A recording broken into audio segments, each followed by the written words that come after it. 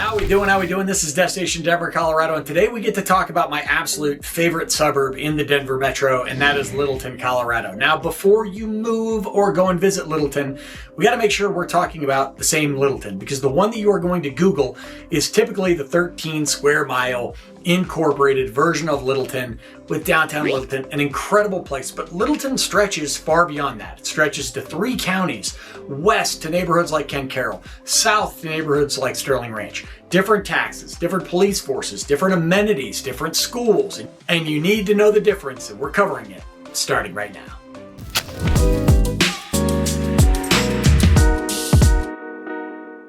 All right, this is Destination Denver, Colorado. I'm your host, Jimmy Everett. Listen, there's 2 things we do here. One, we talk all things eating, living, breathing, experiencing the Denver Metro and Colorado Front Range. And as a licensed mortgage broker covering the entire state of Colorado, I'm helping people like you move here each and every day. So just know the number and email on your screen. I'm always your resource if and when you need me. So as I mentioned in the beginning, if we're going to talk about Littleton, let's first talk about what Littleton is and what it isn't. So if you Google Littleton, you're going to see this nice incorporated area of Littleton, 46,000 people, 13 square miles, sitting in the county of Arapahoe County. That's the historic center of Littleton.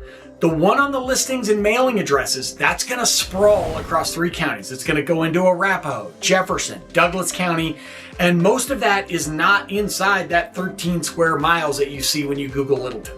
So we're going to talk about these areas out west like Ken Carroll and Columbine. We're going to talk about these areas south like Sterling Ranch and Roxborough, which is one of the prettiest areas in all of the Denver metro, heck, in Colorado for that matter. And this is important to know up front because this is really what is setting your taxes, your property values, your amenities, not just what your mailbox says. So let's start with a very brief little history lesson that brings the farms of yesteryear to the technology of today, and that is the engineer, his wife, and the rocket town. So Richard Little came out of New Hampshire. He's here in the early 1860s, comes out a lot for his wife's health at the time. And so they begin to build Littleton. And one of the things you're going to notice as we get into downtown Littleton is the amount of brick buildings you had. And Littleton was a very small town when people first got here. There were a few hundred people living here, and yet they started to build this town out of red brick. Why is that a big deal at all? Well, brick signified that this place was going to be here for a long time. And that's why a lot of these historic buildings downtown remain so over 100 years later. Then after World War II, you have the Martin Company, which is today's Lockheed Martin. They start setting up on the southwest edge near Ken Carroll and where that sits now, and they start building Titan missiles and spacecraft. So aerospace started basically after World War II, remains a huge component of what is in Littleton today. Now, the hub of Littleton and the thing that makes a lot of people fall in love with it, myself included, is that historic downtown Littleton and that genuine, I'll keep saying historic, Main Street. There's just not a lot of towns and not a lot of regions like this. Whereas you peek down Main Street, and again, you've got the red brick buildings. Everything is maybe 3 stories high. You've got the mountains in the background. It's just a vision as you get into Littleton. Walkable. It's a designated historic district. It's got 20 plus century old brick buildings. It's walkable, local restaurants, breweries, a light rail that runs right through it that is extremely convenient for people who live in the area. And downtown Littleton really feels like a small town inside this metro of 3 million people. It's a combination, it's rare, it's got just a read for what people want and what they enjoy, from your little general store and your ice cream shop to these great restaurants and a lot of independent boutiques and shops. It's sure they have some chains within downtown Littleton certainly, but a ton of individually owned boutique businesses. And it's also got a real community calendar. You've got a farmer's market, you've got Western Welcome Week, you've got holiday events that shut down Main Street, and this type of stuff that makes you want to get out of your house and go enjoy the community. Now, the caveat as we start to get into the suburbs is, again, this is really an area that people love. And if you're out in a Ken Carroll or Columbine, some of these areas we're going to talk about, you start getting a 10, 15 minute drive, 25, 30 minute drive. Unincorporated Littleton really stretches out. So if that historic downtown area is really important to you, a lot of people that heck, I've worked with live maybe a mile or 2 from it, close enough to where they can jump on an e-bike and get over quickly. As you get farther into the suburbs, there is certainly the perspective that downtown isn't going to be as big an element for you. So I've always enjoyed Littleton, but the more time I spend down there, especially with my family, as my daughter gets older, she's coming up on 3 years old already, the more I really enjoy the amenities that Littleton offers. So Littleton has that unique flavor of mountain and water together. So the South Platte River runs right through town. The Mary Carter Greenway follows it. There's miles of paved trails straight through the heart of Littleton. You've got Hudson Gardens, which is just a cool place to just go and adventure and see all sorts of stuff. It's good for kids and adults. You've got parks like Kettering, you've got Stern, and they're kind of filling in all around it. South of town, you're between two state. You've got Chatfield Reservoir, which is really the biggest body of water, or one of the largest bodies of water anywhere near Denver. It's where people are going to go for boating. They're going to go for beaching. A lot of people will go for camping as well. And then just south of that, you've got Roxborough for Red Rocks. Now, Roxborough, I'm telling you, it's got a great golf course. It's pretty year-round, but in the summer, it looks like something out of Jurassic Park. I think because it's so green, and then you've got these red rocks just shooting out of the side of it. Like, there's a lot of red rock like that that's pretty, but you don't see it just coming out of green. You see other red rock around it. So Roxborough is just spectacular. And Sterling Ranch and Roxborough sit right between them. So that's kind of one of the trades for people that are going to look south. Now out west, you get to this great community called Ken Carroll that people really enjoy. It's kind of its own mountain community with some HOAs. We'll get into that. But split by the Dakota Hogback, you've got this rock spine that you see from the highway, and it's backing up to thousands of acres of open space. You got 40 plus miles of trails. You've got Jeffco's South Valley Park next door. So you just got this huge access of outdoor amenities, trails, you name it. So you've got your river walks and your trails down near downtown Littleton, and then you get a little farther west into Ken Carroll, and you've got just these expansive mountain trails. You get the best of both worlds. And here's kind of the pattern that I noticed. And this is the closer you get to the foothills, that's west or south, the more the mountains stop being a view and they really start being your backyard when you're living in Littleton.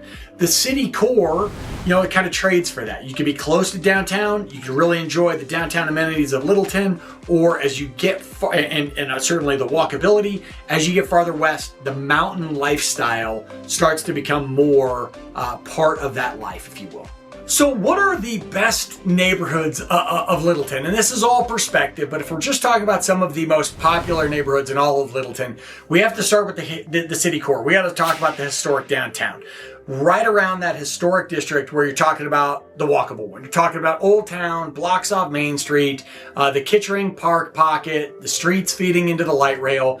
And this is for people that, again, they want those close amenities. They want to get to downtown Littleton. They want to get over to the gardens. They want to get down to Aspen Grove where there's a tattered cover and there's an Alamo Draft House for shopping. They want to get over to Breckenridge Brewery, which has some of the best beers and outdoor amenities around. Great place that I like to hang out in.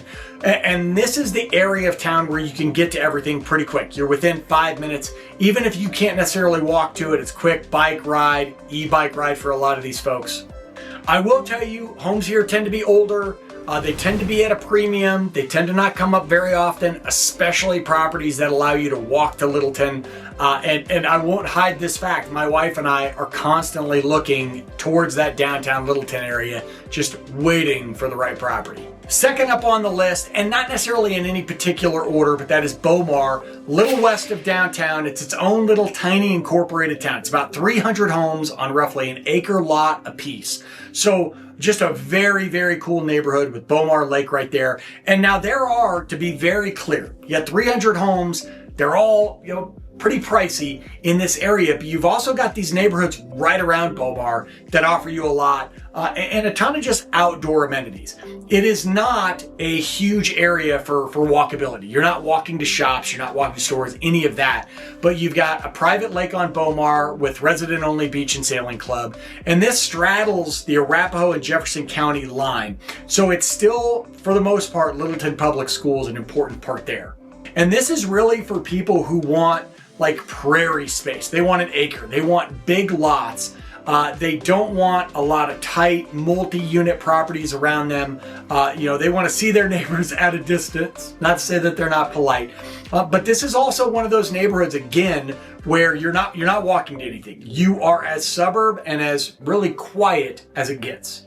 Now, of all the ones on the list, I would say Bomar and really Ken Carroll. I mean, you're paying, Bomar is going to be among the priciest on the list, especially if you're living in the Bomar residence itself. You're talking about seven-figure properties all day long.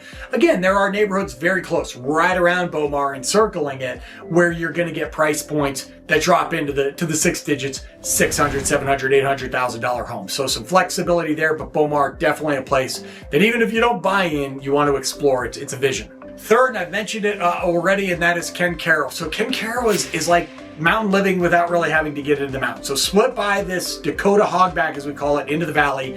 You got estate lots against this open space. You've got the plains. It's more attainable. It's really family dense. I mean, it's a really family friendly, lots of parks, lots of wildlife. I just went up there the other day. We like to get pizza out in that area. And with my 3-year-old daughter, soon to be 3-year-old daughter, stopped by a park, and there's just deer chilling in this park, 7 or 8 of them. And for my hunters, no, you're not shooting at these particular deer. And it was pretty obvious that they are not scared of anything because they let us get really close. Now, because this is unincorporated, Jefferson County, you have thousands of acres of open space, 40 plus miles of private trails. You've got pools, you've got an equestrian center. I mean, it is a really cool area. And it's for buyers who really want outdoor amenities plus some access to other areas. So you've got the hogback out the window, you've got trails out the door, and you really have a built-in community. Now, the outlier on Ken Carroll is that, I mean, it comes with some cost. One, you are really out there. You're out on C-470. It is a bit of a drive. If you're trying to get downtown, it's probably going to take you 40 minutes easy to get downtown. You're just kind of out west, out south and west.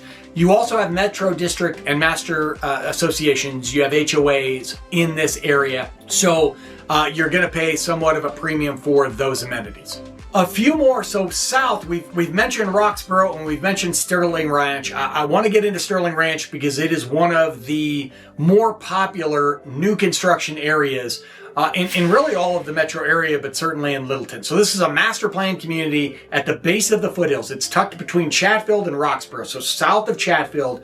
Now, it's a good drive to Denver. Again, you're looking at probably a 35, 40-minute drive if there's traffic, more than that. It's the newest homes, it's the newest schools, and it's still being built out. Sterling Ranch is not done by any means. So this is really for buyers who they want new construction, they want amenities, they want modern floor plans, they want fresh infrastructure, they want open space on two sides. I mean, you really do see everywhere. There's a lot of open space out where Sterling Ranch is, a lot of great mountain views, because there's nothing interfering.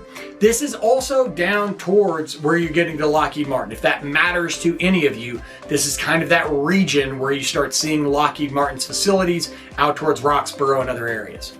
Now, the catch, as I kind of mentioned early on, and this goes for Roxborough as well, is you are the farthest out. You are really out of any of these areas. You're not getting to downtown Littleton pretty close, pretty quick, I should say. Douglas County rules apply. You've got the community's mill levies. That's a monthly cost to buyers that can affect some people. But I think the one drawback that people tend to stick to when it comes to Sterling Ranch and to Roxborough is that distance aspect.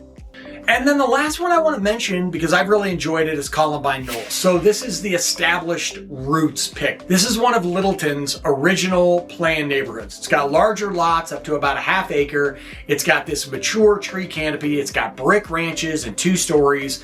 As far as schools, you're talking Jefferson County for these. And it's really, to me, Columbine Knolls is it's like the counterweight to Sterling Ranch. Because it's a bit older, it's a bit more mature, it's got big yards, it's got big trees, it's got a neighborhood that's held its values for decades and decades and decades. Now, older and established doesn't necessarily mean cheap. It runs at the higher end for established homes, and the houses themselves are older, so you are paying a premium for a home that's been around a long time. But again, one of the more popular neighborhoods in all of Littleton. Now, getting in and out of Littleton, which is roughly 20 minutes south of Denver, pretty easy overall. So you've got a couple light rail stations, that really helps. One of them running right into downtown Littleton. That gets you right into Denver. Now, as far as driving, Santa Fe, a very convenient road getting to and from most of Littleton. In fact, all the way down to Sterling Ranch if you wanted to. Santa Fe is very helpful, as well as C-470. And C470, which is farther west, that's really going to be the lifeline for communities like a Sterling Ranch, like a Roxborough in some ways, and certainly to Ken Carroll. Now, very quickly, because I think this is important, and this really applies to the light rail throughout Denver. The light rail can be extremely helpful if you live near one of the light rail stations. So if you're pretty close to downtown Littleton or within walking distance, the light rail might be spectacular for you. You might use it a lot. If you're living, over in Columbine, Beaumar, some of these towns we'll talk about, odds are you are not going to use the light rail for anything, at least not from leaving Littleton to head somewhere on the light rail. Now, I also think it's important that we talk about the school systems as far as how Littleton works, especially if you start to Google, you're starting to do your research on Littleton, because as I mentioned at the beginning of the video, you have a lot of different school districts. You have 3 different counties at play here. So again, goes back to that one name, one mailbox, but 3 different school districts that you need to be aware of. So at the core of the city, you've got Littleton Public Schools. This is one of the strongest reputation having school districts in Colorado. It's one of the better regarded districts in the South Metro. It is a big reason that families choose or chase after Littleton. Now, let's say you get out west, you get into a Ken Carroll, you get into a Columbine. That is Jeffco, Jefferson County Public Schools. That is a separate district. It's one of the largest in the states. It's its own schools. It's its own ratings. Now you get south, you get into a Sterling Ranch, you get into a Roxborough. Now we're talking about Douglas County. That's a 3rd district entirely, brand new schools, many of them, especially in Sterling Ranch, brand new schools, many of them still being built. Sterling Ranch is a community that is still largely under construction. So just understand that as you're looking at these different areas, I always tell people, you're going to want to do certainly your due diligence on the individual school you end up choosing. But when you're looking at just kind of the overall, what is the rating of this school district or this county, be aware of these different counties that exist within Littleton. So when it comes to Littleton, the thing I want to emphasize is that there are so many options. And when people tend to start looking at Littleton, they get pigeonholed into the vision of downtown Littleton, which is gorgeous, or maybe they get pigeonholed into the idea of a Ken Carroll and this mountain living, and it can be a hybrid. So many incredible neighborhoods in between. What lifestyle, what county, what neighborhood, what schools are really going to fit the bill for you? A lot to like about Littleton. Obviously, you can hear multiple times in this video expressing the idea that someday my family and I might end up in Littleton. We certainly would not be upset for it. If you have any questions about this area or any other, that's a perfect opportunity to hit me up. The number and email on your screen. Just know that I'm always the person. Answer your calls, answer your texts, answer your emails there when and if you need me. In the meantime, this is Destination Denver, Colorado. I'm your host, Jim Everts. That is everything you need to know about living in Littleton, Colorado. Till I see you next time. Peace.